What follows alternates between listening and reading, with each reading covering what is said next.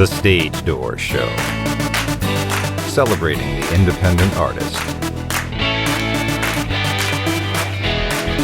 With your host, Dave Hondel.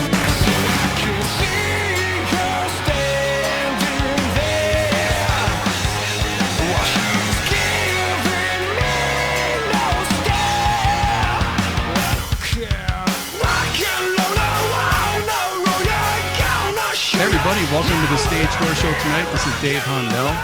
I am so excited tonight, guys. I'm a new fan of this band. They've been around for a while. They're out of LA. We have Brian Hudson and Justin Emord from Lovin' the 38. Hi guys, how you doing?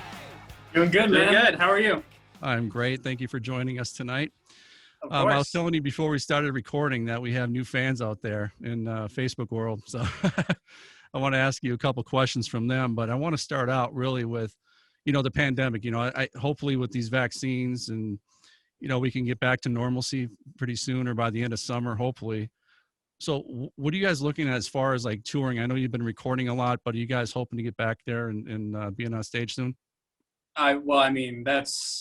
That's the end all be all as far as I'm concerned. Like when I picked up a guitar when I was 13, it wasn't because I think it'll be fun to sit in the studio and behind a microphone and mix and edit and all the stuff that I do.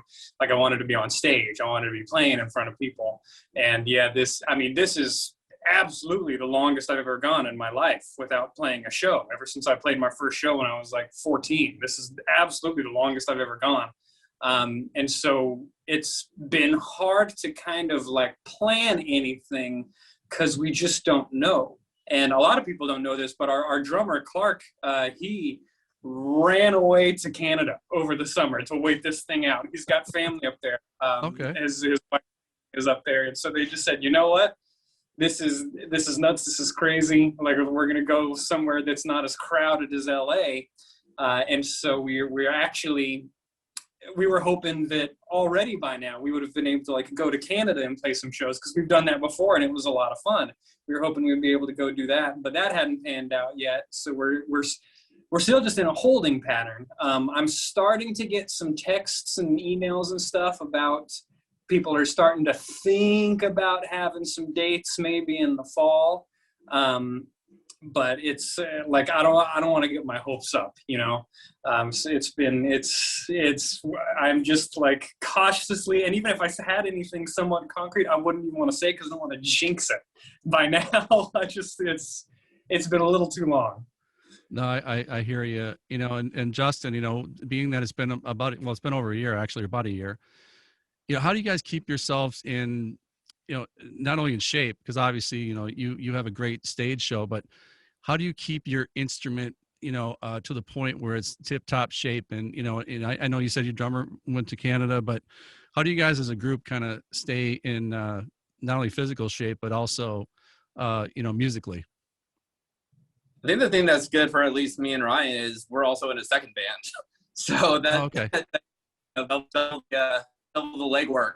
For the two of us, so we're still working together every week, so that gives us time at least like together to be in a room working and playing together, but also just being that it's a pandemic, it gives us all a lot more time to be focused on our instruments, without just the busyness and distractions of normal daily life getting in the way.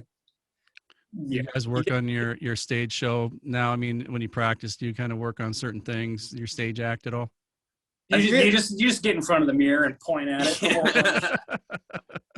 You get to Woodshed now. Like I hadn't gotten to really Woodshed in a long time, up until recently. And it's because they're still with, like Justin mentioned, right before this all kind of the world went upside down. We started playing with Lovin' the 38's original bass player way back in the day, a guy named Daniel McGuffey. One of my best friends ever, and he said, "Hey, I'm getting this project back together. I wrote some new songs. Can you guys help me out?" So me and Justin jumped on. So at least fairly consistently, we've been getting out there and stretching our legs that way. But me personally, a lot of woodshedding. I mean, I recorded and released an entire solo album in the first half of the pandemic. And now I wish that I had stretched it out and worked on it for longer because I haven't had that to work on for the last 4 or 5 months. You find musicians, there's always something else that we wish we had time to work on. And so one good thing is that this year, with so much less Love in a 38 activity, since we're so used to gigging and practicing for the gig and getting the stage show right and getting everything tight, with so much less of that, everybody's had time to focus on some of the other stuff they've wanted to do. Domo's working on a solo album probably as we speak, this very moment. He's working on his own solo stuff that he's wanted to get out for a long time. So there's always something that you can work on. Yeah, I mean, talking about side projects, I mean, I think that's important to kind of, like you said, kind of keep yourself in musical shape. Do you guys ever dabble in other genres of music other than rock? Justin, we'll start with you. Yeah, not so much anymore, but when I was first starting with music, I was in classical and jazz in high school band. So I've always at least still had an ear for that type of music, like soundtrack stuff. I've always liked just orchestral, like the arrangements and stuff. Nothing I really play anymore, but I do still have my keyboard at home. So anytime I want to whip that out, I can, pull up a couple of old songbooks I still have and get into some John Williams or something. How about you, Ryan? I'm not good enough to play anything other than rock and roll, I think is where that is. For me, everything is the blues. Everything is the blues. Sure. Rock and roll is just the blues, sometimes turned up a little louder, played a little faster. For me, that's where it all comes from. So I definitely do stuff that goes more in a bluesy direction. Like when I'm playing guitar, that's really where I hang my hat. It's just all blues stuff. And then I go on a little bit further. The stuff that we're doing with the other band, The Pride, is veers into punk rock. But for me, it's just taking little elements of the blues and using them in different ways. But yeah, you try to ask me to play some jazz or some classical. Pentatonics are life. I'll just break all of my fingers immediately. It just they just stop functioning. Well, Ryan, your voice is I'm obsessed with your voice. I mean, it's a great rock voice.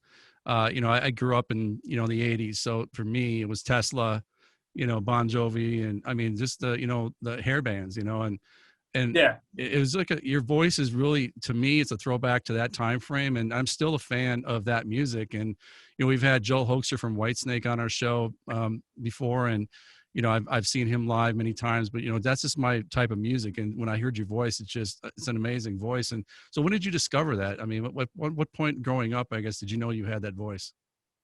Well, that's not something people ask me much. Nice.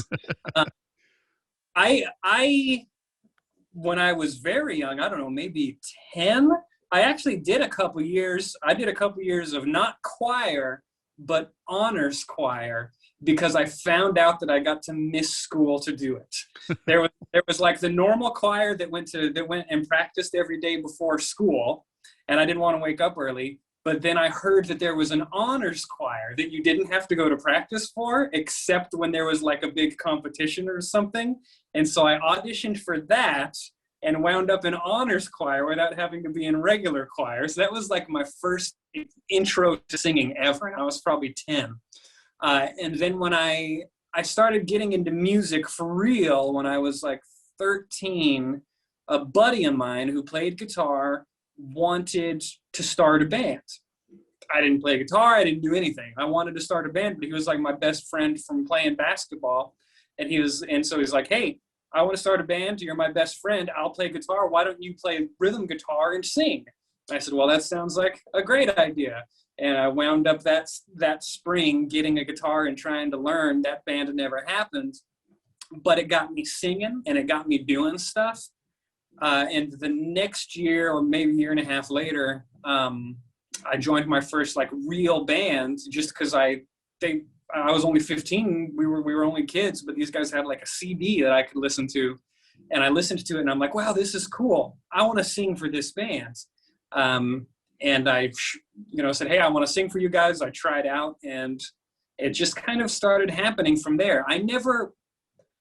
I wasn't even into like 80s music growing up at all. Like it just wasn't my thing. I was a 70s guy. My dad was always playing 70s rock all the time. And so that's what I was listening to. Old Aerosmith, Zeppelin, those dudes. And that was sort of like what I grew up with, always hearing as far as singers. But I never tried to sound like anybody. I just sang. These are the notes, and I started writing music at a very young age. I was never really in like a cover band or anything. I was always in original bands. So I just sang. And so whatever my voice sounded like when I sang is what it was. And back in the day, it was, people thought, or people wanted you to sound like something because, they want to hear their favorite songs. They want to hear this. Right. So it was a little bit annoying when I was a kid in high school, just trying to play at parties and stuff. But then as I got older, it was like, oh, that actually kind of works out a little bit, that it sort of has this, it sounds kind of like this guy, but not really like this guy. And I think that's been sort of, worked in my favor. I'm gonna make you wish I'm a mirage. Oh my God.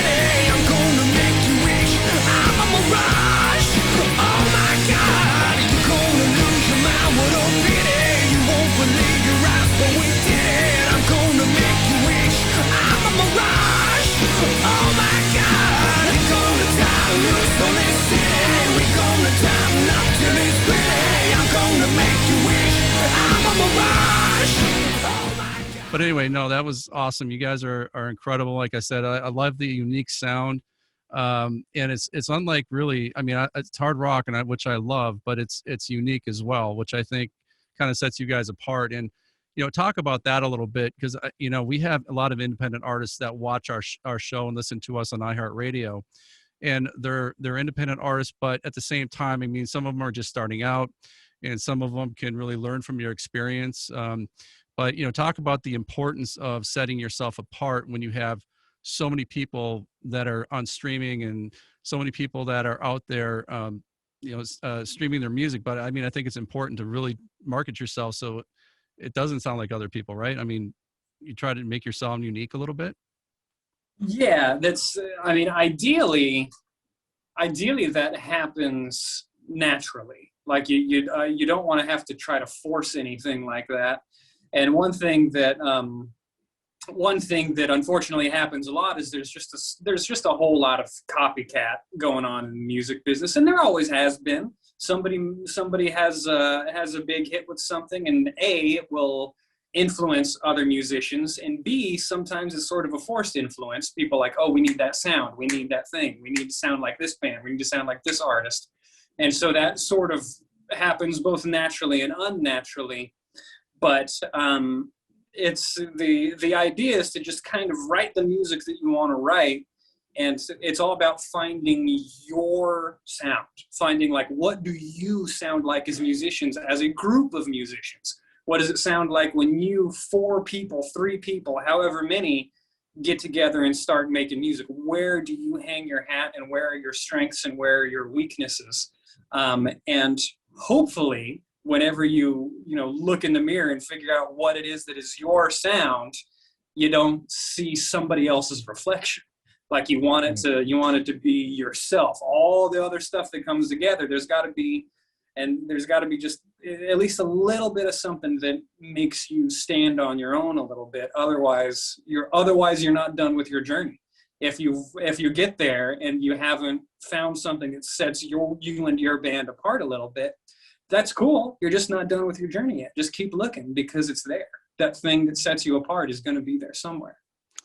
And Justin, I think we talked about this on our first show that we did together, but, talk about your process of writing music as a group. You have 4 guys in the band. Is there somebody who kind of starts writing before the other ones, or is it kind of a collaborative effort when you write music? The thing that's fun about this band is it's always, since no matter what version, iteration, who's playing what, it's always been a very democratic process. Any one person can bring in any idea. We've always had this all for all kind of mentality with everything about the band. And that includes songwriting. So any one person can bring in a fragment of an idea, something that's a little bit more fleshed out. Ryan's brought in plenty of ideas that are pretty much already done. And he just gives us the song. Is like, hey, I wrote a song. This is it. Check it out. And he just plays it first. Like, all right, yeah, that's the next song then. Or, they can start from a chorus. Domo can bring in just a riff. And, or, sometimes it just randomly happens in the studio, just here in our space. Big Leg Betty from Nomads. Domo was just screwing around with his guitar on a rehearsal night. And we're like, wait, what was that? And that became a song. So inspiration can hit from anywhere. And, anyone's more than capable of writing a song and making a really solid hit. Yeah, absolutely. Absolutely. And then, oh, sorry. Go ahead, Ryan, your thought. It comes from everywhere. And that's what's one of the cooler things about this band. It's just, most of the time I have to ask him sometimes, because I don't remember a year later. We'll be doing a song, or trying to check something on it. And I'll go, did I write that? Who wrote that? I don't remember. And that's kind of neat. It's a good question to be able to ask. Yeah, for sure. You guys are in the LA market. Talk about that, because it's a hotbed for music. Now, does it differ from the East Coast as far as the types of music that you might hear in the clubs? Is rock music, I guess, bigger out west than it is maybe in New York or Florida or some of the other states? What is your genre of music? Talk about the popularity of that in LA. I think it's definitely more popular in LA. I've got family in New York, and I'll check concert schedules when I'm over there to see if there's anything cool. A lot of the local clubs have shut down, at least in New York. Not to say that that's not a problem we also suffer from here, but the market is definitely a lot more saturated in LA. There's still a really large hunger for it. A lot of cool bands have come out of the East Coast. Whether it's New York or it's Boston or anywhere on the Eastern Seaboard there. I do think it's more prevalent and more popular out here, though, and I think that's also still part of the history. Talk about, Ryan, when you walk on those iconic stages in LA, that have been around for years, and just some of the biggest names in music have stepped on those same stages. So talk about that feeling when you walk onto those stages and you're about to perform. Do you get like a certain feeling over you when you go into those kind of places? It's especially when I first started doing it.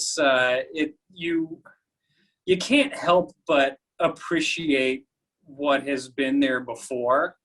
And I kind of had a weird roundabout way to get to those clubs. When I was 21, before I'd ever really played any gigs in Hollywood, through a comedy of errors, essentially, I wound up playing on stage in front of like 50,000 people in the Philippines, and doing live MTV stuff. And I was just a kid.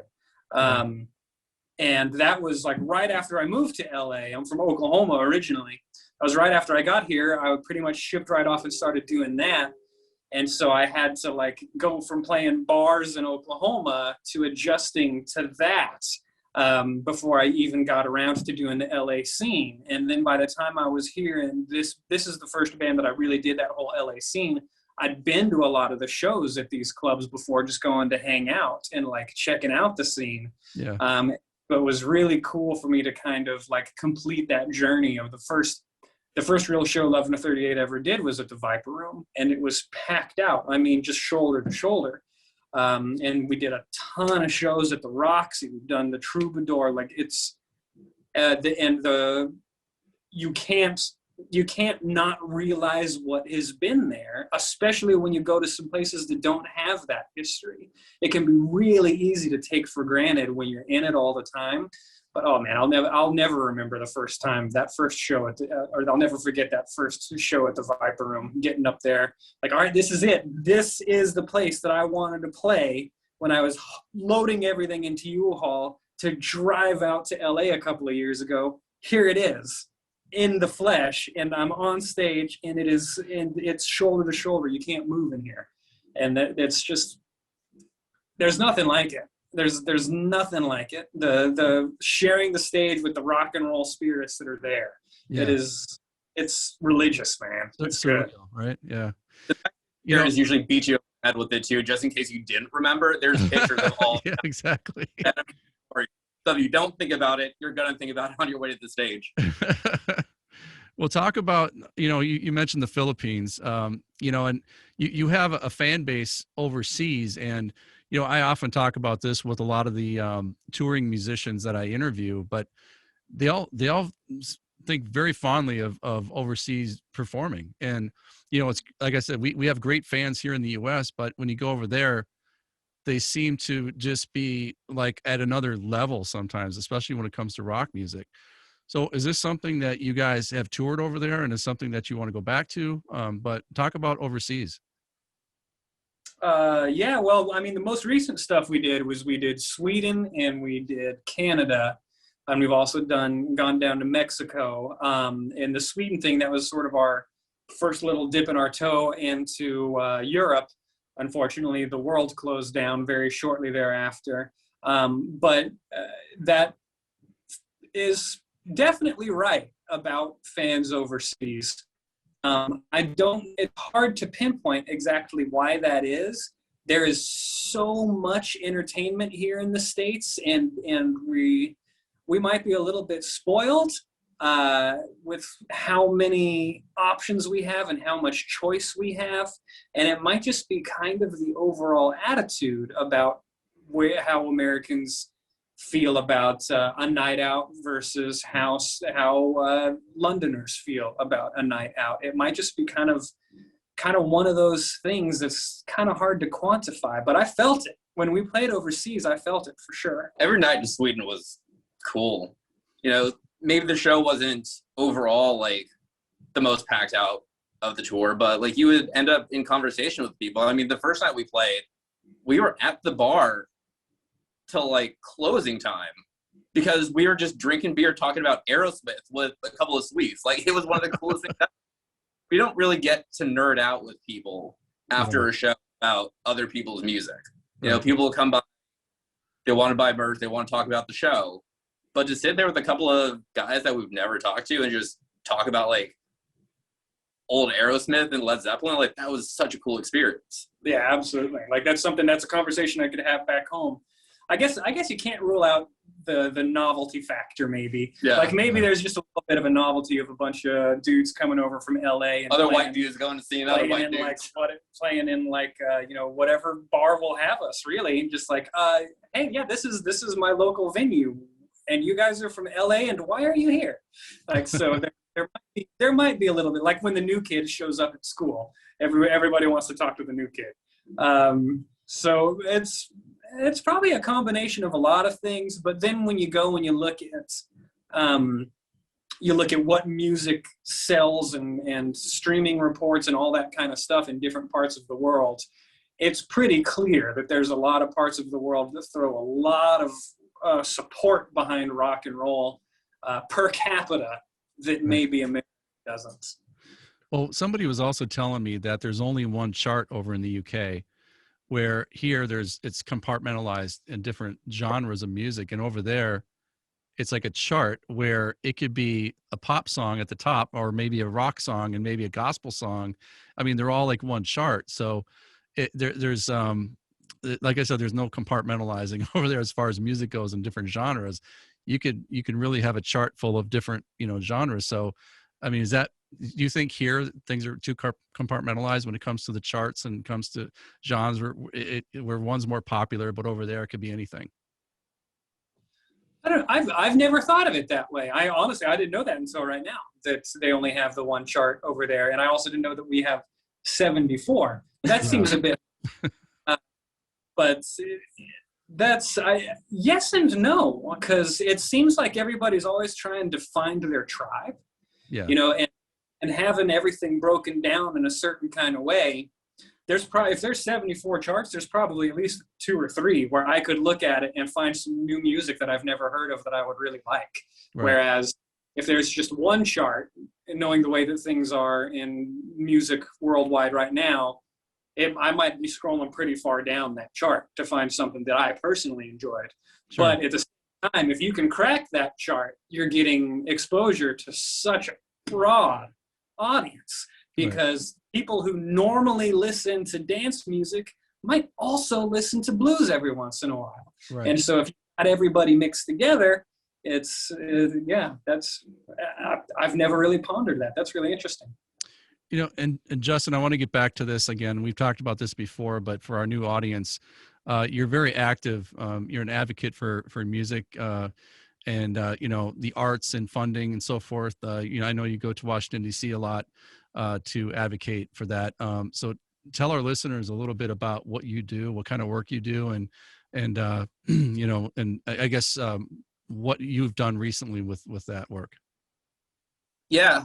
So I work with a couple of different organizations. I work with the NAM Foundation. That's been my longest wife in this world of advocacy. They're the ones that I actually go to DC and Sacramento with. And we're basically just trying to fight the good fight for music. And to piggyback off of this conversation we just came from, I do think they value music and arts more in European countries, or a lot of places overseas in general. They look at music and music education a lot differently than we do in the States. Even on the plane, I will circle back to the education thing, but this does tie in. On the way from Sweden to Germany, on our way back, the gentleman I was sitting next to was an old jazz drummer, and he talked about the importance of the music education system in their schools. And so it was no surprise that this guy I was sitting next to wanted to strike up a conversation about music, not because there was a similarity in the music we played, but because we were both players.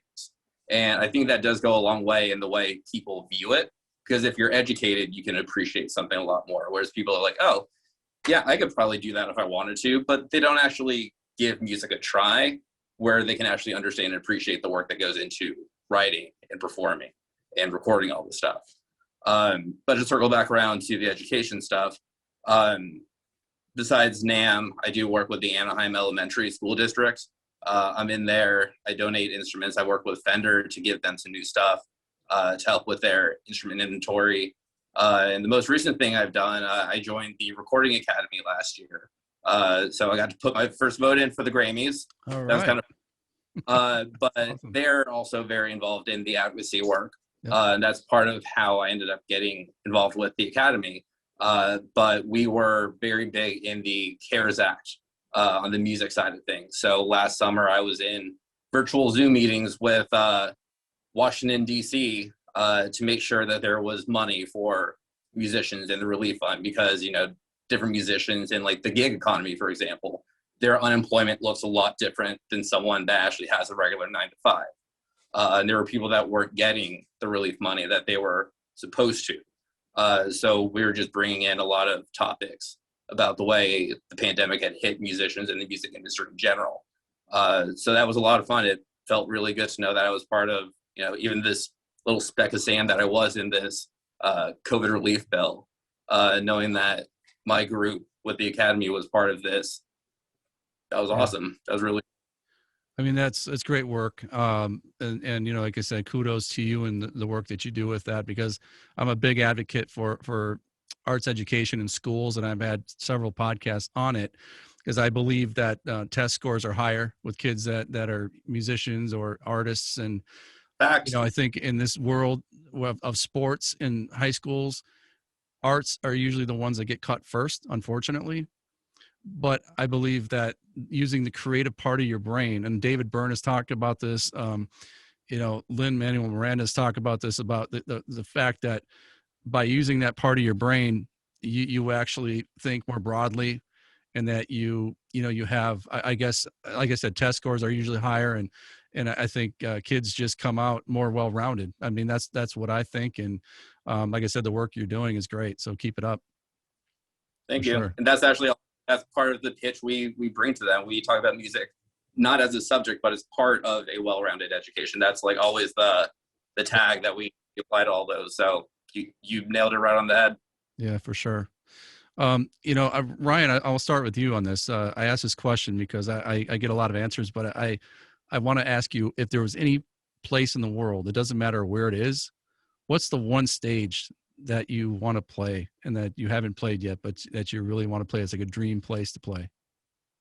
Once, unfortunately, CBGBs. Unfortunately, I was going to say that. CBGBs. But they're, oh man, I would love for them to put a stage back up on the beach in Brazil, like they did for the Rolling Stones, right? Yeah. It was the Stones, right? Yeah. That would be with me. That would be fine with me. Man, there's not a stage that I don't want to play. Right. For me, it's about places as much as it is about stages. Like, I really want to go and play in South America. Like, I want to go down there and play rock and roll down there. Sure. You want to sit on the beach. I want to sit not even on the beach and also off the beach. I would like to play. But as soon as you said that, what stage of CBGBs is the only thing that jumped into my mind, which is too bad. It is. Too bad. Yeah. Maybe one day. Maybe something. I'm sure we'll figure a way to bring it back. It'll be fine. It'll be fine. It's fine. YouTube take it over or something? They made a CBGB stage, I think. Did they? Is it the think. same stage though? Probably not. Yeah. I know part of that's in the Rock and Roll Hall of Fame. Yeah, that's the thing. So, like, yeah. It's like the bones, you know, the Right. soul cracked in it. Yeah. How about you, Justin? I was going to say the same thing. Growing up with a family from New York, that's always been something that I've just heard a lot about when I was growing up. Right. I'm going to go kind of along him and just go region-wise. I really want to go play a show in Tokyo. I went on vacation a couple years back, and their obsession with Western rock music is way higher than I would even say the people in Sweden were. Yeah. 'Cause at least in Sweden, I feel like there's also like English is a lot more dominant and prevalent Sure. there, whereas like obviously it's more of like a niche thing. My cousin actually used to teach ESL in Japan, so I've heard a lot about like their work on learning English as a second language. Sure. But I went to a rock club in Shinjuku, and as soon as I walked in, they saw a white boy with long hair. They're like, "Oh my gosh, he's one of them." And so we ended up talking, and you know, the English was very broken, but like, there's nothing that music can't, you know, bridge that gap. You know, if you want to talk music with someone, a language barrier is not going to stop you. And I ended up going there like 3 nights in a row because they were just like the coolest, most passionate rock and roll people I'd ever met outside of America. So I would love to experience that again, but like actually on the stage with them. Yeah, that'd be incredible. Yeah, I've heard the same thing. Tokyo and Brazil and so many other places, just crazy for rock music. So those are great. Sure. I want to add one more to the answer though. Any old AC/DC stage that they're not using at the moment, I would like if they've got one just sitting in a warehouse somewhere, we'll pull it out, blow up a whole lot of Rosie, and play a show there. That would be incredible. Well said. Well said. Not that high of a bar to try and reach, right? No. Play Donnie Park. That would be incredible, actually. 2016, Nomads, your full-length album, and you also had an EP in 2018.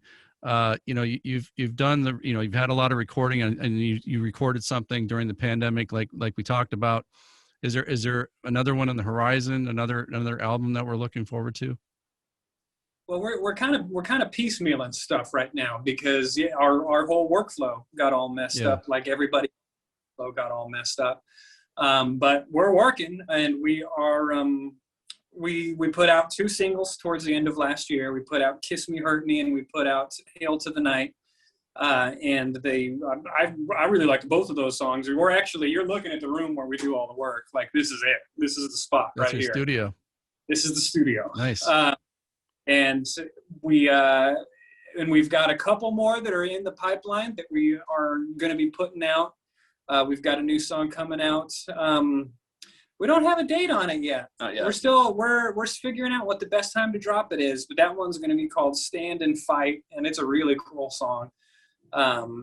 It's along those same kind of bluesy lines. I think that's the first time that I've played a guitar solo on 11-38 song on record. So that's going to be fun. Nice.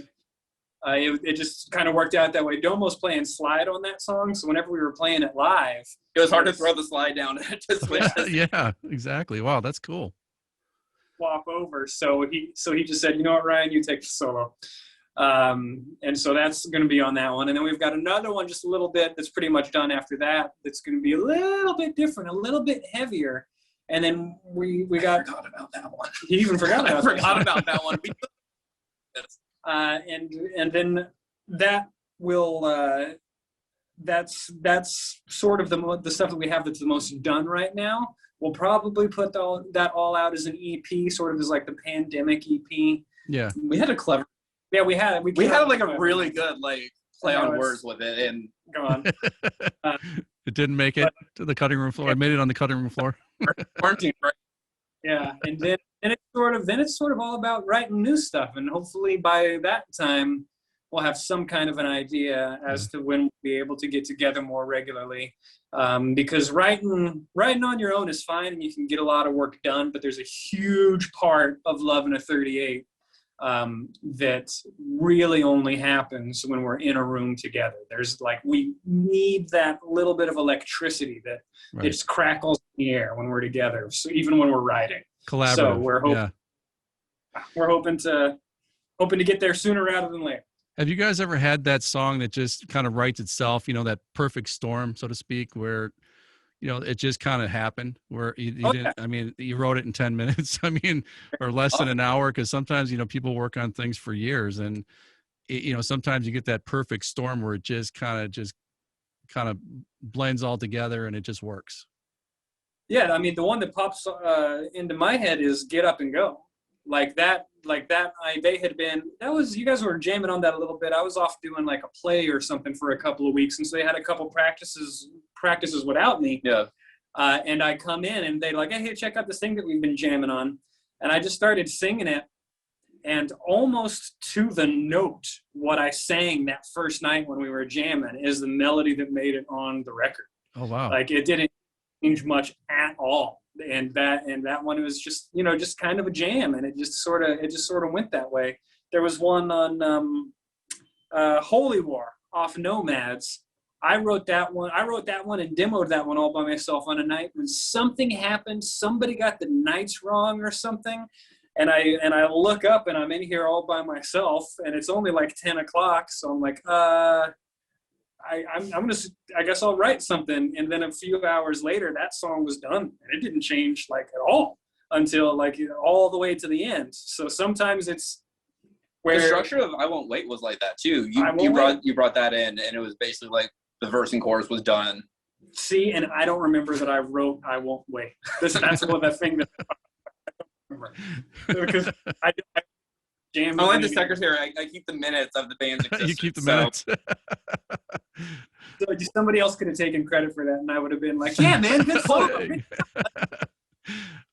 What we have, like I said before, our audience is mainly indie artists, and what kind of advice would you guys give to an indie artist out there just starting out, where from your experience, what's the one thing I guess would be your biggest piece of advice that you could give somebody just starting out in this business, whether it's acting or singing or music, anything? What would you say? Just tune out the white noise. Just stick to what you're doing, and if it makes you happy, you'll find your tribe.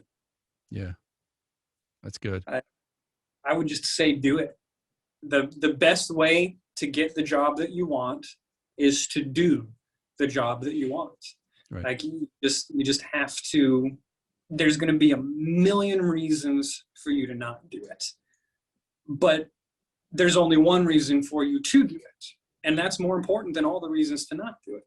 If it's something that you love, and if it's your passion, you just do it. You might not be able to do it the way that you want it to, or as often as you want it to, but you can't ever stop. You can't ever stop. There's so many artists of all types whose success didn't look to them the way that they thought it would look when they were 18 years old, but their success came to them. Or even it wasn't in the moment. They might not even realize that it was the success, but later on down the line, they realize, no, yeah, wow, I did this really cool thing. And you never get any of that if you just don't do it. You just have to show up, do the work. Yeah, that's great advice. Before we go, guys, I'm going to ask you both the same question, and we'll start with you, Justin. But what do you want your legacy to be? What do you want your fans to walk away with when it's all said and done?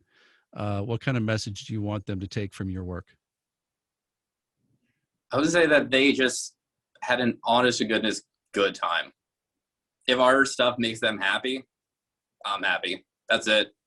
Rock and roll is about fun and escapism. So if we could give people that, 3 minutes a song or, 35 to 2 hour concert, and in that time they're good with life, I've done my job. Well said. Yeah. I mean, here. I want the greatest legacy that I could think of for my music there would just be some people out there that our music is just forever bonded to parts of their life. That soundtrack to your life. We all have it. There are certain songs that take us back to a certain thing. And you will always remember that song that was getting played the first time you got laid. You'll always remember your first dance at your wedding. There are so many things, whenever you're picking up your buddy on his worst day of his life and you buy him a beer, you always remember those things. Right. And that stuff lives on. It lives on longer than any musician's career ever will.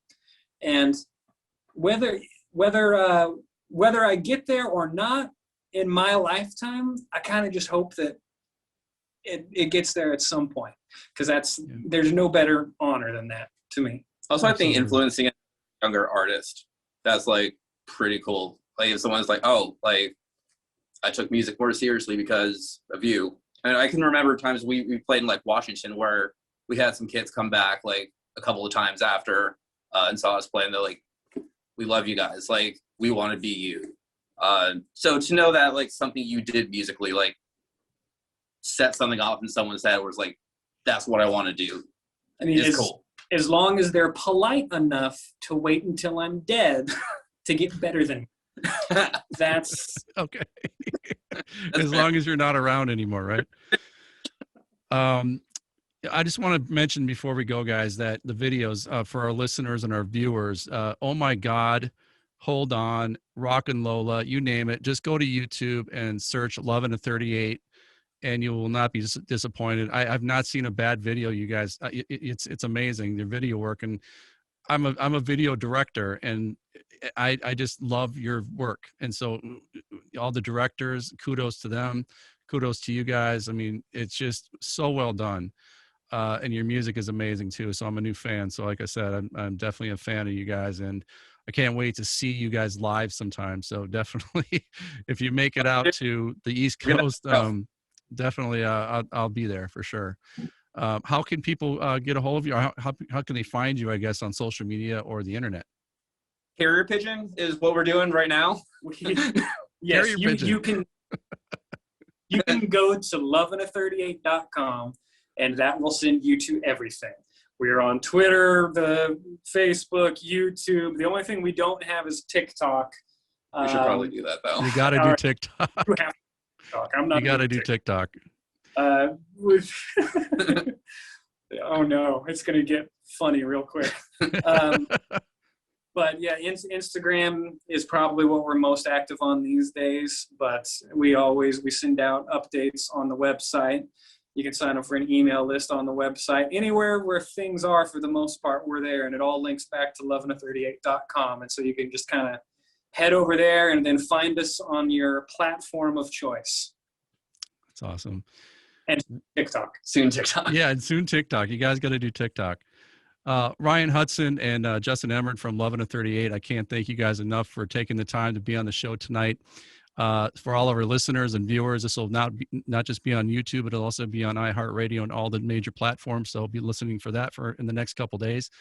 But again, guys, thank you so much, and best of luck to you. And like I said, I can't wait till you guys get back on stage again so we can see you guys live. Thank you. Thank you. Have a great night. Very Take care. fun.